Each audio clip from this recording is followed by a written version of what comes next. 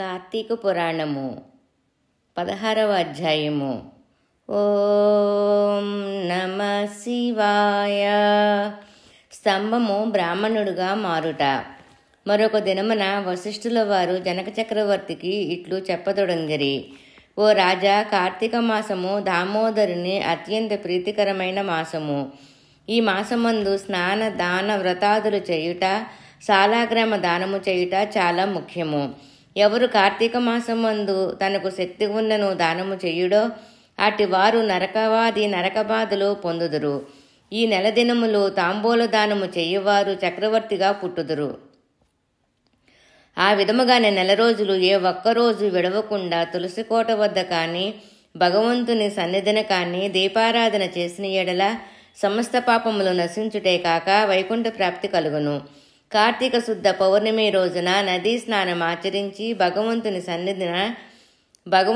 సన్నిధిని దీప నైవేద్యములతో దక్షిణ తాంబూలాదులు నారికేళ్ల ఫలదానము చేసిన ఎడల చిరుకాలము నుండి సంతతి లేని వారికి పుత్ర సంతానము కలుగును. సంతానమున్న వారు చేసినను సంతాన నష్టము కలగక పుట్టిన బిడ్డలు చిరంజీవులై ఉందురు. ఈ మాసములో ధ్వజస్తంభము అందు ఆకాశదీపముంచిన వారు వైకుంఠమున సకల భోగములు అనుభవింతురు. కార్తీక మాసమంతయు ఆకాశదీపముంచి నమస్కరించిన స్త్రీ పురుషులకు సకలైశ్వర్యములు కలిగి వారి జీవితములు ఆనందదాయకమగును. ఆకాశదీపము పెట్టువారు శాలి ధాన్యము కానీ నువ్వులు కానీ ప్రమిద అడుగున పోసి దీపముంచవలయును. దీపము పెట్టడానికి శక్తి ఉండి కూడా దీపము పెట్టలేని వారు లేక దీపము పెట్టువారును చూచి పరిహాసం ఆడువారును చుంచు జన్మమెత్తుదురు. ఇందులో ఒక కథ కలదు, చెప్పేదని వినుము. ఋషులలో అగ్రగణ్యుడు పేరొందిన మతాంగ మహాముని ఒకచోట ఆశ్రమాన్ని నిర్మించుకొని ఆ ఆశ్రమానికి దగ్గరలో ఒక విష్ణు మందిరాన్ని నిర్మించుకొని నిత్యము పూజలు చేయుచుండిరి. ఆ ఆశ్రమం చుట్టుప్రక్కల మునులు కూడా వచ్చి కార్తీక మాసములో పూజలు చేయుచుండిరి. వారు ప్రతిదినము ఆలయ ద్వారములపై దీపములు వెలిగించి కడు భక్తితో శ్రీహరిని పూజించి వెళ్ళుచుండెడివారు. ఒకనాడు ఆ మునులలో ఒక వృద్ధుడు తక్కిన మునులను చూచి, ఓ సిద్ధులారా, కార్తీక మాసములో హరిహరాదులు ప్రీతి కొరకు ఆకాశదీపము ఉంచినచో వైకుంఠ ప్రాప్తి కలుగుతుందని మనకందరికీ తెలిసిన విషయమే కదా. రేపు కార్తీక శుద్ధ పౌర్ణమి. హరిహరాదులు ప్రీతి కొరకు ఈ ఆలయాన్ని ఎదురుగా ఒక స్తంభము పాతి దానిపై దీపమును పెట్టిదము. కాన మనమందరము అడవికి వెళ్లి నిడుపాటి స్తంభమునొక దానిని తోడ్కొని వత్తుము రండు అని పలకగా అందరూ పరమానంద భరితులయ్యి అడవికి వెళ్లి చిలువలు పలువులు లేని ఒక చెట్టును మొదలంటూ నరికి దానిని తీసుకువచ్చి ఆలయములో స్వామికి ఎదురుగా పాతిరి.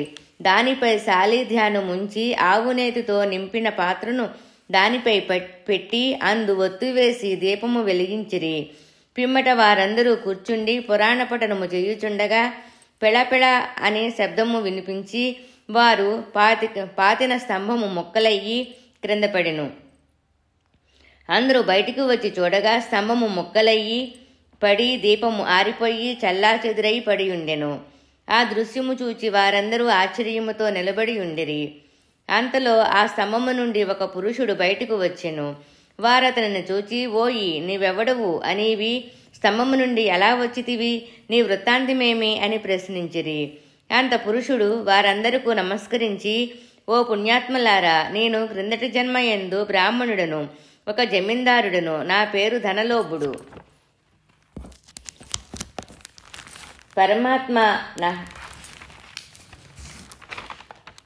నా పేరు ధనలోభుడు. నాకు చాలా ఐశ్వర్యం ఉండటచే ధనమందాంధుడనయ్యి న్యాయాన్యాయాలు విచక్షణ లేక ప్రవర్తించితిని. దుర్బుద్ధి అలవడుటచే వేదములు చదవక శ్రీహరిని పూజింపక దానధర్మములు చేయక మెలిగితిని. నేను నా పరివారముతో కూర్చుండి ఉన్న సమయమున ఏ విపురువుడైనా వచ్చి నన్ను ఆశ్రయించినను అతనిచే నా కాళ్ళు కడిగించి ఆ నీళ్లు నెత్తిమీద వేసుకోమని చెప్పి నానా దుర్భిషాలాడి పంపుచుండేవాడును.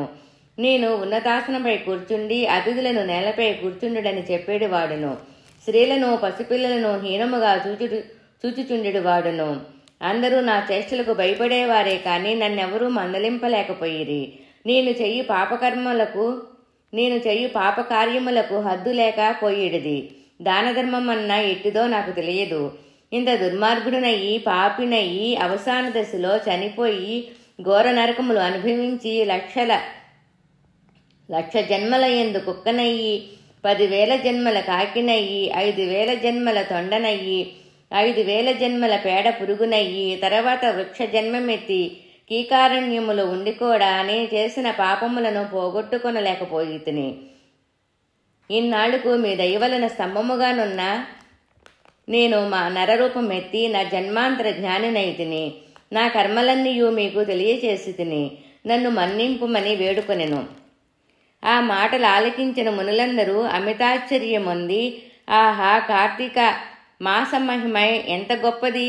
అదియును కాక కార్తీక శుద్ధ పౌర్ణమి మహిమ వర్ణింప శక్యము కాదు. కర్రలు రాళ్ళు స్తంభములు కూడా మన కండ్ల ఎదుటనే ముక్తి నొందుచున్నవి.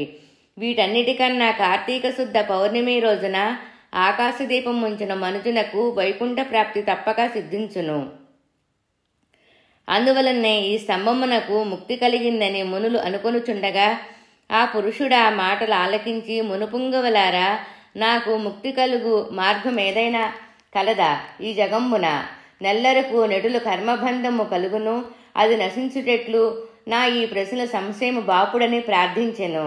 అక్కడున్న మునీశ్వరులందరూ అంగీసురునితో, స్వామి, మీరే అతని సంశయములు తీర్చగల సమర్థులు, కాన వివరించండి అని కోరిరి. అంతా అంగీరసుడిట్లు చెప్పుచున్నారు. 16వ అధ్యాయం సంపూర్ణం. ఓం నమః శివాయ.